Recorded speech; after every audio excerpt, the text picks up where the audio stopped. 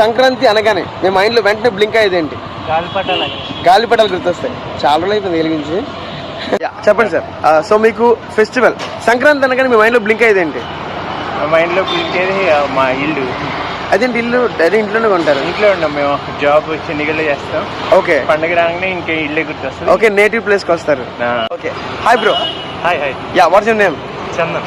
Yeah, Chandan, చిలిపి Chandan. Okay, Sankranti అనగానే మీ మైండ్లో ఫస్ట్ బ్లింక్ అయ్యేది ఏంటి? నాకు మా విలేజ్ గుర్తొస్తుంది. ఓకే. నా పేరు శ్రీనివాస్. యా, శ్రీనివాస్ గారు, మరి సంక్రాంతి పండుగ అనగానే మీ మైండ్లో ఫస్ట్ బ్లింక్ అయ్యేది ఏంటి?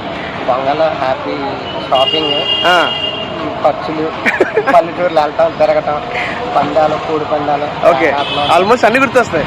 మొత్తం చిన్నప్పటి నుండి. Super, thank you. ఇప్పుడు మీ పేరేంటి? నా పేరు అనుదీప్. యా, అనుదీప్, మరి సంక్రాంతి అనగా నీకే గుర్తొస్తారు? సంక్రాంతి అంటే మాకు ఈ గాలిపటాలు, దాని తర్వాత పిండి వంటలు, మా అమ్మమ్మ వాళ్ళ ఇల్లు,